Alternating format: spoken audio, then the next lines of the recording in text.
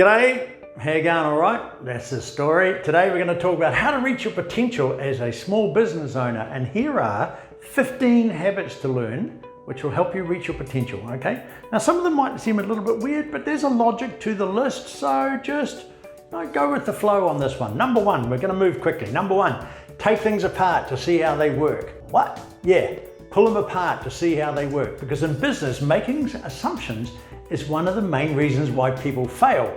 If you take things apart to see how they work, it's actually called demystifying. So what I needed to do was to demystify social media and digital marketing by learning step by step how it works.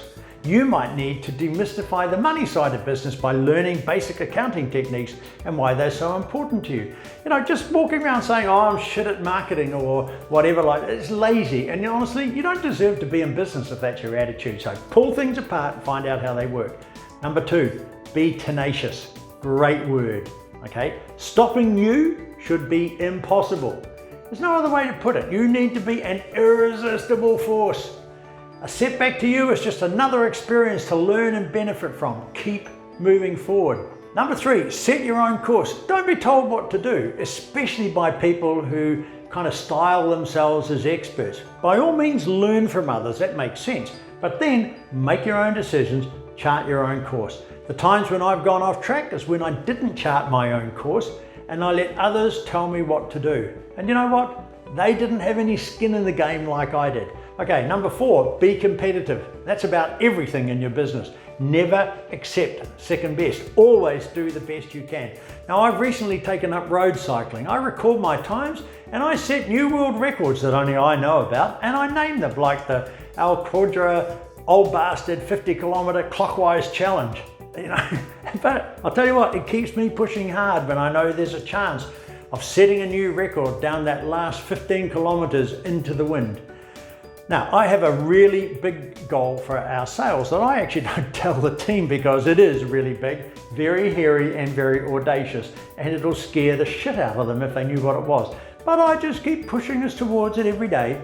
Now, there's something about the ambition and the thrill of victory that we business owners naturally crave. It's like a drug, it's an addiction. Victory is for the doers and the winners, and you know what? That's us. So on that same theme, set goals, not in the sense of passively making plans, but actual deadlines and landmarks along the way to reach where you are going for, so that you can just keep the pressure and head towards that goal. So these are short-term goals as well as longer-term goals, but I really advise you, focus on the short-term ones because your time is precious and you've got to spend it doing everything that you can to get to where you want to be. Okay, number six, plan everything down to tiny details. Yeah, don't let any detail escape your eagle eye. And for good reason, because if things aren't going as planned, you have to see it as soon as possible so you can take action immediately.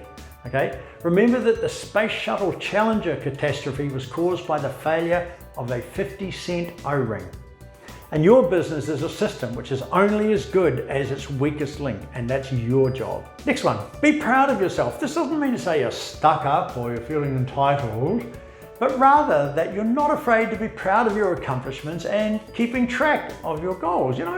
You've got to pat yourself on the back, because success is a medal that you wear on the inside, in my view, instead of on the outside. Mature people inculcate success into the way they do things, right? Immature people go around bragging about it. So instead of thinking about everything that's gone wrong, right, think of the things that you've done right, and also what you did to fix the things that did go wrong. Right, next one, number eight, keeping a cool head in a crisis. A crisis can make anyone lose their cool. Now, you don't have this luxury. You're the problem solver. You are the level-headed leader who is ready to fix the problem and carry on. That's your job. A great business owner knows that a crisis is bound to happen at some point, but instead of being afraid about it, they're prepared. And remember this little pearl of wisdom: respond, don't react. Ask questions for clarification. Make sure you have all the facts. Albert Einstein once said if he had a problem that his life depended on solving and he had 1 hour to solve it, he'd spend 55 minutes asking questions and 5 minutes taking action. Okay? The ninth one, make decisions with logic, not your emotion. The term follow your heart That's fine if you're watching Disney movies or you're one of these Gen Y people, And it's beautiful advice, but actually, it's not very practical when it comes to making business decisions. Being a passionate and driven individual is great, but you must also know how to make decisions with logic, irrespective, okay? Knowing that using logic is the right way to make decisions, no matter what the pressure, is a sign of a cool head in play and not an emotional train wreck. Number 10, persuade people to come over to your side. Persuading people to change requires that cool head that we've just been talking about. It also requires you to be able to persuade people to see your point of view and your side of things and win them over. And in my book, that actually requires, there are ways that you can do this which are kind of shifty and shady, but for me, my book, you need integrity. A charismatic and open business leader doesn't forget the basics. Connecting with people who you can help and in return can help you is actually essential for your business growth, and that'll only happen if you're using integrity. Number 11, follow up with people when you're trying to achieve something. Much like the point I just made, connecting with people is invaluable, but then following up with them when you're trying to get something done is just as important. We all know the frustration of a project that gets stuck in the pipeline. Being persistent and following up is a sign of tenacity and thinking like a high-performing business owner. Okay, number 12, don't lose sight of other people's emotions, because those people that you persuade and follow up, they're still human beings. A great business owner doesn't lose sight of the emotions of their clients, their employees, their suppliers, their colleagues. This is critical, not only because you recognize the importance of building a good network in a team, but because you also realize that the emotions of other people are actually important and they do need to be considered. So just think about emotional intelligence. And at the same time though, I say practice ruthless compassion, all right? Acknowledge the emotions, but don't let it slow down the business momentum if you know you're going the right way and taking the right decisions. Number 13, take criticism to your mind rather than as a personal insult and taking it to your heart. Criticism can do everything from raise an eyebrow to make people cry, especially when it's criticism towards something that you might consider personal. Now, if you can take criticism without it feeling like a slap in the face, then you'll learn something and you'll be stronger for it. And I'll tell you what, even if it does feel like a slap in the face, get over your big self, wipe your eyes and go back into the business, because you'll be stronger and wiser. Number 14, learn to love new things.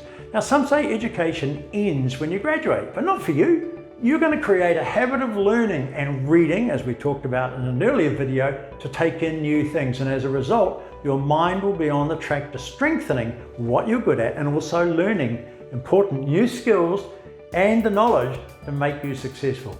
And number 15, pinpoint the flaws in the plans of others. That sounds weird, but you know what? That's your job. If you're ever sitting in a meeting going, biting your knuckle when somebody's going over their plans and they get something wrong and you think, I better not say anything because, I might hurt their feelings, then you know what? You're risking your business and you're doing them a disservice.